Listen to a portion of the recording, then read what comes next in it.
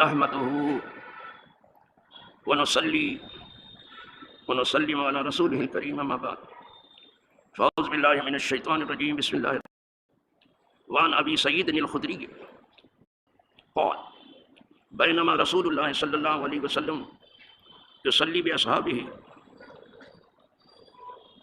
اذ خلعنا عليه فوضعهما عن يساره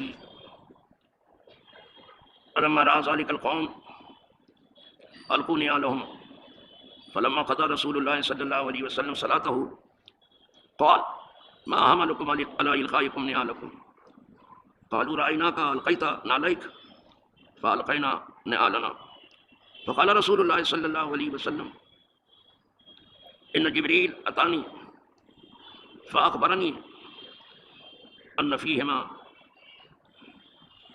قصرا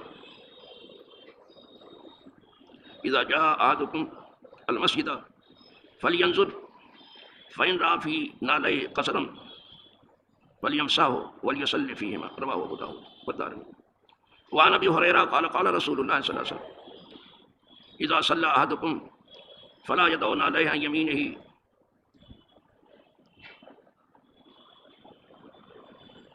ولا عن يساره فتكون عن يمين غيره ولا ألا يكون على يساره أحد وليداهما بين رجليه وفي رواية أو ليصلي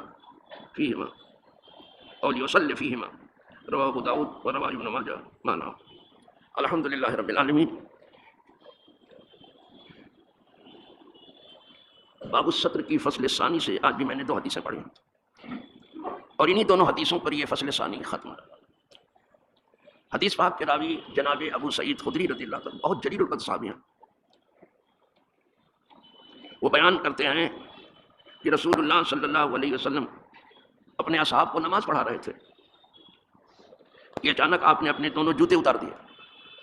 آپ کو بتا چکا ہوں کہ ہمارے ہاں موزے میں بھی نماز ہے اور وہ جوتا جو نماز کے لیے بنتا ہے آرام سے مڑتا ہے بہت ہلکا ہوتا ہے ایک طرح اس میں بھی نماز ہوتی ہے. تو آپ ٹھنڈے ملکوں میں پہنتے ہیں موزہ بھی اور جوتا بھی. تو اچانک حضور نے اپنے دونوں جوتے اتار دیے نماز کے اندر. فوضعهما عن يساره تو ان دونوں جوتوں کو اتار کے اپنے بائیں طرف رکھ دیا حضور نے.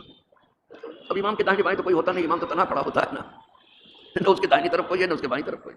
امام یہ ہے کہ تنہا کھڑا ہوتا ہے تو کیا سب جماعت کے ساتھ کھڑے ہوتے. اور ایک امام ہی ہے جس کی جگہ مقرر ہے, کیا کسی کی جگہ کوئی مقرر نہیں. اور یہ اچھا ہے کہ جگہ بدل بدل کے نماز پڑھے. اونٹ کی طرح سے زندگی نہ گزارے کہ اونٹ جہاں بیٹھتا ہے وہیں بیٹھے دوسری جگہ نہیں بیٹھے. ہم آدمی ہیں, جگہ بدل بدل کے نماز پڑھیں تاکہ ہر جگہ گواہ ہو جائے. جہاں جہاں اس نے نماز پڑھی وہ جگہ گواہی دے گی کس نے نماز یہاں پڑھی ہے. تو حضور نے اس کو اپنے بائیں طرف رکھ دیا دونوں نالین مبارک کو.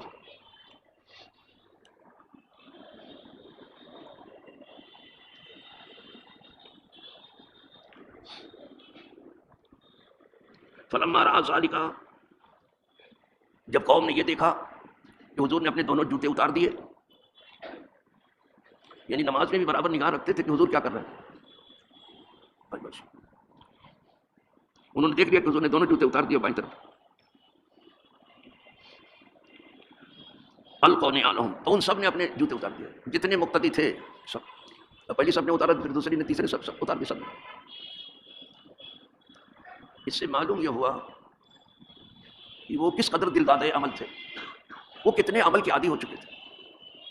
ورنہ نماز کے بعد پوچھ لیتے کہ حضور نے کیوں اتارا, اس کے بعد پھر اتارنا شروع کرتے. لیکن ادھر دیکھا ادھر عمل شروع اسی وقت. اور یہی تحویل قبلہ میں بھی ہوا تھا. حضور نے جیسے قبلہ بدلا پوری قوم نے قبلہ بدل دیا. مگر یہ کہ کچھ لوگ جو اہل شک تھے نفاق تھے وہ رہ گئے ہوں, بلکہ پوری قوم نے قبلہ بدل دیا. یہ نہیں پوچھا کہ آپ ادھر سے ادھر کیوں ہو گئے.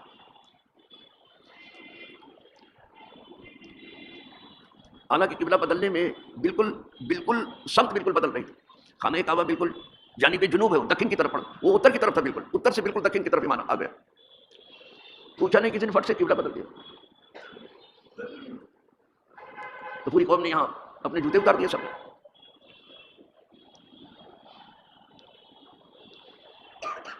فلما قضى رسول اللہ صلی اللہ علیہ وسلم صلاۃ, جب حضور نے اپنی نماز پوری کر لی, نماز ہو گئی پوری,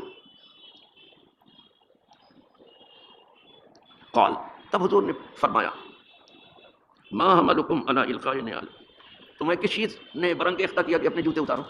آپ نے اپنے جوتے کیوں اتارے؟ اب ان کے عمل کی بات پر حضور خود کر رہے ہیں کہ آپ لوگوں کو کس چیز نے ابھارا کہ اپنے جوتے اتار دو؟ جب حضور نے پوچھا قالوا رأیناک القیتنا علیک، کہا ہم نے آپ کو دیکھا کہ آپ نے اپنے جوتے اتار دیے، فالقینا نعالا، تو ہم نے بھی اپنے جوتے اتار دیے، دیکھا آپ کو جوتا اتارتے ہم نے دیکھ لیا، ہم نے بھی اپنے اتار دیے۔ فقال رسول اللہ صلی اللہ علیہ وسلم ان جبریل اتانی، میں نماز میں تھا کہ جبریل آ گئے، ویسے تو جبریل آتے ہی تھے، نماز میں بھی آ گئے، حضور کی نماز ہو رہی تھی اسی میں جبریل آ گئے، اور جبریل آئے فاخبرنی ان فیہا قذرا، تو مجھے بتایا، انہوں نے نماز کے اندر ہی بتایا کہ آپ کے دونوں جوتوں میں کچھ ایسی چیز ہے جو طبیعت اچھی صاف ستھری طبیعت دیکھے تو پسند نہ کرے، یعنی کچھ نجاست ہے اس میں جوتے میں۔ انبیاء کی طہارت کا کس قدر بندوبست ہے، نبی پہ تو کیا گندگی آئے، اس کے جوتے میں بھی کوئی ایسی چیز لگی ہو جس کو دیکھ کے طبیعت نفرت کرے، تو اس کے لیے بھی جبریل آتے ہیں۔ آپ کے دونوں جوتوں میں کچھ ایسی چیز، وہ ایسی چیز نہیں تھی کہ نماز نہ ہو، نماز ہو جاتی، لیکن کوئی طبیعت صاف ستھری دیکھے تو اس کو پسند نہیں کرے، تو حضور جیسی صاف ستھری طبیعت کون لے کے آیا تھا، اس میں کچھ نجاست ہے، تو اگر جوتے میں بھی نجاست لگ جائے تو قدرت اسے بھی نہیں چاہتی کہ وہ جوتا حضور کو، تو گھر میں کوئی نجس بیوی کیسے اللہ پسند کرے گا؟ لہذا بہتان تراشی کرنے والے اپنے گریبان میں چھانک کر کے اچھی طرح سے دیکھیں، جس کے جس پر مکھی تک نہیں بیٹھتی ہے، اور جس کے موزے میں بھی اور جوتے میں بھی نجاست لگ جائے تو قدرت اتنا بھی نہیں پسند، تو کوئی ایسی بیوی جو صاف ستھری نہ ہو کیسے اس کے گھر میں رہے گی؟ بس اتنی ہی بات کہہ رہا ہوں، وہ خود سمجھ لے کہ وہ کیا کہنا چاہتے ہیں۔ جبریل آ گئے،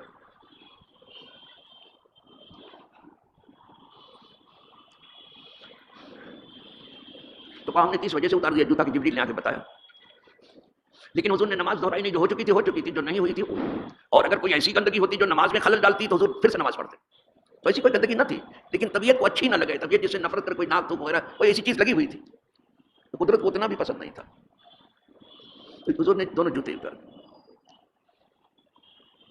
اب حضور نے ارشاد فرمایا اذا جاء احدکم المسجد، جب تم میں سے کوئی ایک مسجد میں آئے، فلینظر، تو ٹھیک سے دیکھ لے، اپنے کپڑے کو تو دیکھتا ہی ہے، جسم کو دیکھتا ہے، اپنے موزے اور جوتے کو بھی دیکھ لیا کرے کہ کہیں چلنے پھرنے میں کوئی چیز لگ تو نہیں گئی ہے، یہ نماز کی احتیاط ہے، اس جوتے کو بھی دیکھ لے۔ فإن رأى في نعليه قذرا، بس اگر اپنے جوتے میں یا موزے میں کوئی نجاست دیکھے، فلیمسحہ، تو اس کو گھس دے، اس کو دور کر دے اس نجاست کو، اس کے بعد پھر اس جوتے میں نماز پڑھ سکتے ہیں۔ ولیصلی فیہما، اس کے بعد ان دونوں جوتے میں نماز پڑھ، کوئی ضروری نہیں کہ اتار دو، کیونکہ باہر ہے نماز کے نا، تو اس کو ذرا سا گھس دیجیے، صاف ہو جائے۔ ایک حدیث ہو گئی، دوسری سن لیجیے، یہ جناب ابو ہریرہ سے ہے، فرماتے ہیں رسول اللہ صلی اللہ علیہ وسلم اذا صلی احدکم، جب تم میں سے کوئی ایک نماز پڑھے، فلا یدع نعلہ عن یمینہ، تو اپنا جوتا جو ہے اپنے سیدھی طرف نہ رکھے، لوگ جاتے ہیں جوتا پہن کر کے تو جوتا اتارتے ہیں تو اس جوتے کو اپنے سیدھی طرف نہ رکھیں، ولا یساری، الٹی طرف بھی نہ رکھیں۔ الٹی طرف رکھنے میں یہ ہے کہ اس کے بائیں طرف جو لوگ کھڑے ہیں ان کا داہنا پڑے گا، بائیں طرف آپ رکھیں گے تو جو آپ کے بائیں طرف ہے اس کا داہنا پڑے گا، تو نہ سیدھی طرف آپ رکھ سکتے ہیں نہ الٹی طرف۔ اب کہاں رکھیں جوتے کو؟ اب اس کی جگہ بتائی جا رہی ہے۔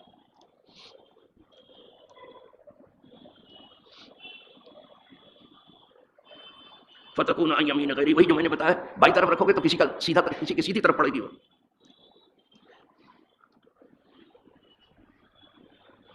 الا اللہ یکون علی یسار واحد یسارہ احد، مگر یہ کہ اس کی بائیں طرف کوئی ہو ہی نہیں تو بائیں طرف رکھ سکتا ہے، جہاں وہ کھڑا ہے وہ بالکل آخر میں کھڑا ہے، اس کے بعد کوئی ہے ہی نہیں بائیں طرف، تو وہاں رکھ سکتا ہے۔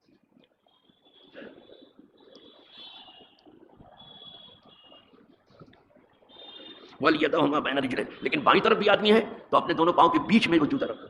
آپ نے عمرے میں یا حج میں ایسا دیکھا ہوگا، جاننے والے ہمیشہ بیچ میں رکھیں گے پاؤں کے، اپنے پاؤں کے بیچ میں رکھیں۔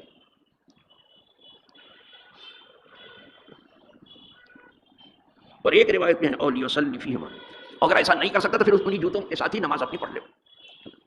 الحمدللہ یہ دوسری فصل بھی انہی کلمات پر ختم ہوئی۔ اب انشاءاللہ کل ہم تیسری فصل شروع کریں گے، وہ بھی مختصر، بہت تو نہیں ہے لیکن ہے مختصر ہی، تو آپ کو اس چیز کا قدر کو زیادہ علم ہو جائے گا۔ اور اسی پہ اکتفا فرمائیں.